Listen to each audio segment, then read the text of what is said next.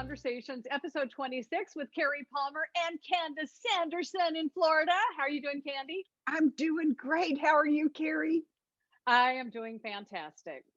So, through the holidays, we don't have a lot of people around, but I did have three people in my house during the holidays. And when you're very spiritual and you're very zen-like and you're at peace, it can be challenging at times. But it took me back to when I first started my spiritual journey.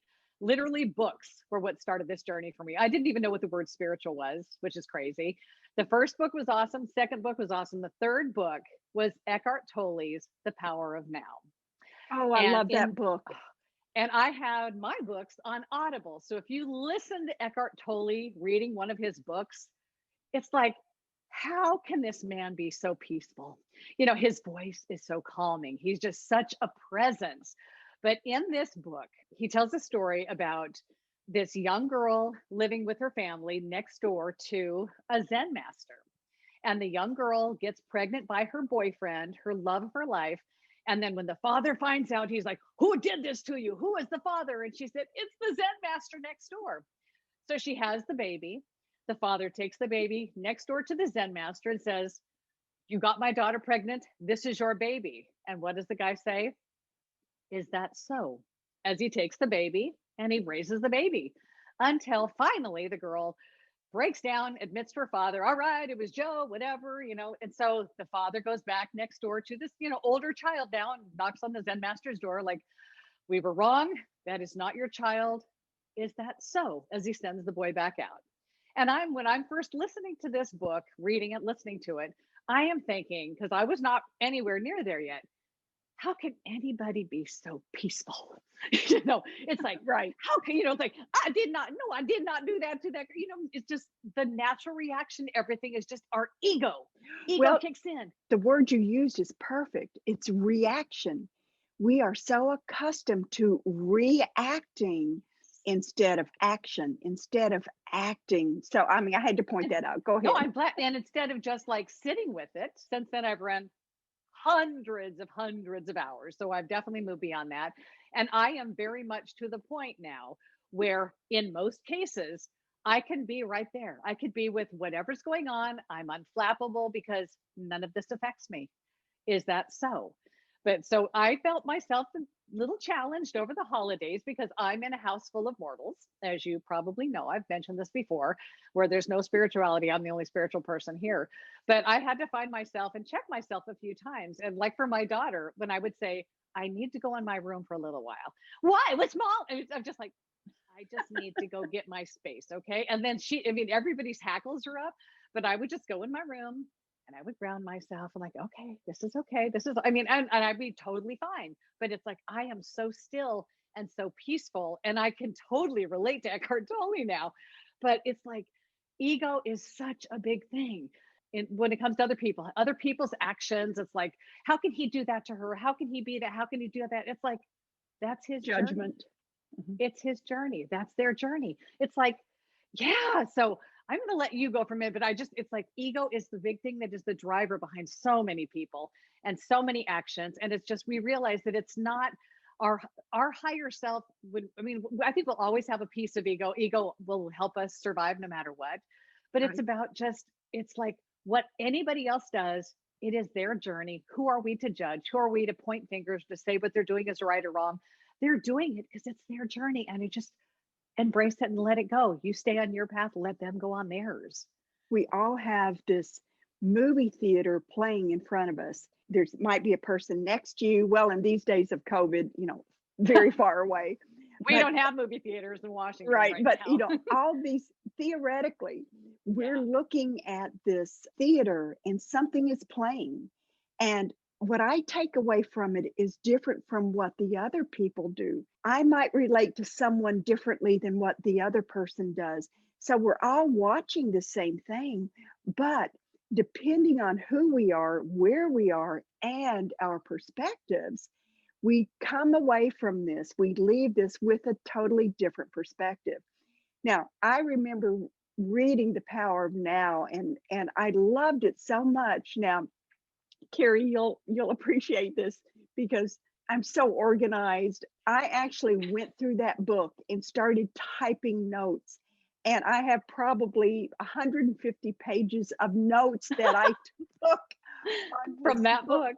But Wow. but I can remember Eckhart Tolle also did this thing with Oprah, where they video recorded conversations that they had about the power of now, and I took notes on that as well too. But when I think of Eckhart Tolle, he's the one that really came up with the phrase, "It is what it is." And to me, that was so powerful. I remember something in the book, he was talking about what happens and you're driving to work and you have a flat tire and it's pouring down in the rain and you can get all flustered, or you can just say, it is what it is. Pick up Mhm. the phone and call. I have a flat tire. I'll be late. Then you change the tire, call someone to come help change it for you, and then you go on about your way. Because what Yes. you can do is make a decision to act and not react, which is what the Zen master did. He acted. He took the child in, no reaction. I didn't do that. How dare you? Yeah. So, anytime you have a situation that is in front of you, especially if it's a new situation, something that's not happened before, something that you didn't expect, like the you blowing a tire on the way to work, center yourself and choose how you want to react. If you choose how you want to react, then you're actually acting and you're not being impulsive and really reacting to it. Right. Right.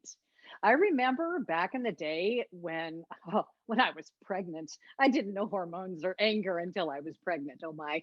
I actually I almost was a road rage. I mean, I was angry. I was not when I was young. I was told so much, you are not angry. We were told what emotions we were allowed to have. And so I was never allowed to be angry. And so when I was pregnant, oh, I found anger. Oh, I found it good. I made up for my childhood.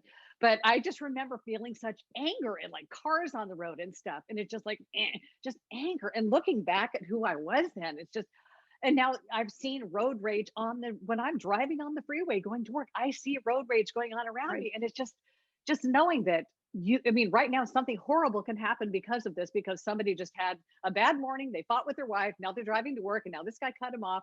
Just, you know, oh, Just let it go. Just yeah, just oh, take a yeah, deep breath. Center yourself. I mean, there's more to life than getting to work yeah. in in a dangerous way. Give it a break. And I've found ever since, I mean, there was some place along this journey, and I can't even put the years to it anymore. Actually, the day I started my spiritual journey, I work in radio. A girl won a contest on my station. And Uh-huh. for some people, depending, because it's a quite a drive to the station for people who live like where I live. So there would be times when I felt good and I would say, I will bring the package up north and then we'll connect at some point and I'll get it to Right. you. And it was this woman that won a contest one day. And it was something about her. It was like I brought the package home. We were trying to connect. And there was just something about her that I started like stalking her on Facebook. Her name was unique. And I was just like, and I looked at it, I was like, she was like crystals and all this stuff. And I'm like, whoa, what is she? I was so fascinated. But this, and she actually told me too, we finally talked, that she was kind of stalking me. And so I had not even heard the word spirituality. But when her and I finally connected, we met, we went for a walk, and she recommended the first book for me. And I was so excited. Then I'm like, well, I don't really have time to read because I don't sit down. And she said, well, download Audible, which I didn't know that was a thing Absolutely. either. So Right. I did that. And that book, that moment was the first moment of spirituality in my life. So I do need to find like the contest sheet and see when she won 6 years ago. I don't even remember when it was, but that was the beginning. 3 books later, I run into Eckhart Tolle, and all these books, they just expanded me so much. And like when I read Eckhart Tolle the first time, I mean, I'm like going, there's no way anybody could be this peaceful and present, but I am. But I don't. It's like I don't know when I made the turn, when it was like Right. that that stepping over point to where I actually got here. But all I know is I am here, and I just can't express enough that anybody, if you came from my childhood, if you came from the crap I came through and the anger and the abuse and the violence, and you can get to a place where you're peaceful all the time, if I can do it, anybody could do it. I mean, that's just the thing. I am so Right. peaceful and I'm unflappable and I'm just like, I'm always ready for anything. The flow can go anywhere and just take everything from me. I'm fine naked and it's just what it is. It doesn't matter. So, Good. yeah, just Good. we want to get people present, not Right. affected by circumstances or like a year behind us, just try and just be present and find the value in it because once you do, you will wonder, how was I ever like that? Exactly. Exactly. You There's will. a couple things I want to ask you. One thing you mentioned is like you don't know when this happened, and all of a sudden you just had stepped into this role. This is the way spirituality works, or that's the way it worked for me. I mean, I'm driving to work one day in 2013, and all of a sudden I'm channeling. But you learn, there's things come to you, whatever. But at some point, you reach a tipping point, and you just go from here to here, one more click, and all of a sudden, you have reached an area, you've reached an understanding, you've just become different. And it's all these little things that add up to it. But one day, when you reach that tipping point, things just change. Now, the Yeah. other thing I wanted to ask you, Carrie, is if Tolle was your third book, what were your first couple books that you listened to? And that was so funny because this was before I'd met anybody. So she was my first introduction. And that woman, she came into my life, she's out of my life. It's like, she was a She, blank, exactly she as I was needed her to she be. was there. She was there for a purpose. Yes. So the first book she recommended was Money and the Law of Attraction by Abraham Hicks. And Okay. so I listened to this, which I'm listening to this. And then her second one, which I went back to her, she said, Getting into the Vortex or whatever that one is by Abraham Hicks. And so after those books, I found this meetup group that it was like, and it was started so small, just a couple of us. We met at this like restaurant upstairs, and the guy, he was just real spiritual. He'd been a hermit his whole life, but he knew he had to get this group together. And I remember going up to this in this restaurant, and he had a big sign saying, "No speaking, please, meditation and process." So I'm walking into this room for all my future friends, spiritual friends, and I'm not allowed to talk to them. It's like it was so funny. But so this guy, I mean, I love him to pieces. He and I are still in touch. He just knew he had to get a group of people together. And one of the very first things he said to me was like, as I walked in this room, he goes, "So, who are your teachers?" And I said, Huh? "Me?"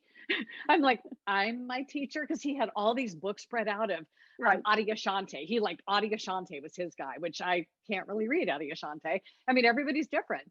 Right. But so, I mean, but this guy, he really helped me realize a lot too. So that's where I heard about Eckhart Tolle. So I got that book, and then that just started.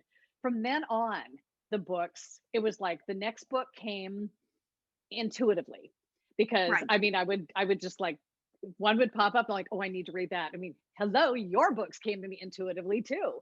I mean, your first book, the second one, I knew you while you were writing it. But so yeah, it's just an intuition and guidance. And I would like start reading one book that I tried to read. I tried to read it.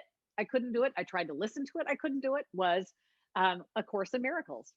That one didn't cut it for me. So yeah, my books brought me to where I am because as we talked about this before, as I'm reading this stuff, it was a remembrance. It was like, it's Yes. like we already know this stuff. It just peels back the layers of the onion to remind us, like, oh, we already knew all this. We just have to be Right. reminded of it. Right. Just have to be reminded. But oh, living this way, I mean, and that's just it. Well, like you said, that tipping point, wherever it was, I went from living and learning to where I felt like that I walked into heaven. Now life is in heaven every day. I have a choice to live happy and peaceful. And that's the only way I'm going to live. And it does all go back to the choices. We Yes. we manifest our lives whether we are aware of it or not. So once you become aware of it, you realize that the choices that you make will help light that path that you're going to take. Yep. We're doing it anyway. Become aware of it. And as you become aware of it, you realize how important it is to Surround yourself with other people that will uplift you. If you surround yourself with positive energy, then you literally become enlightened. And with an enlightened path, you have choices between what's wonderful and what's beautiful, what's fabulous and what's great. The choices Yes. become so wonderful. And this is a great way for us to really, or it is for me, for us to enter 2021, learning to live from that heart space and realizing we are manifesting as we go along.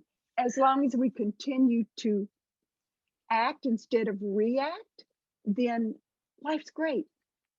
One other thing I forgot to mention that I was going to talk about, this guy that started the little group, the spiritual Uh-huh. group that we launched from, was when I told him that I've read the books about the law of attraction. This is the funny part. He's like, that's all hogwash. That stuff. He's What? like, and so trust me, I have gone to this guy now a couple of times. I'm like, dude, the law of attraction is everything. And so I'm like, once you figure that out, that's when your life is going to change. So I hope he does. But yeah, it's all intertwined. It all comes together. It's all great information. There's so much information, but just find the peace. Find Find the the peace. peace. And I think with that, it's probably time to say goodbye. But until next time, thank you for listening. Thank you. Comment below, subscribe. We love you. And keep following along because this is sure just going to get a lot better as it goes along. I have no doubt. All right. Thank you all, Thanks, everybody. guys. Till next time. Bye. Bye.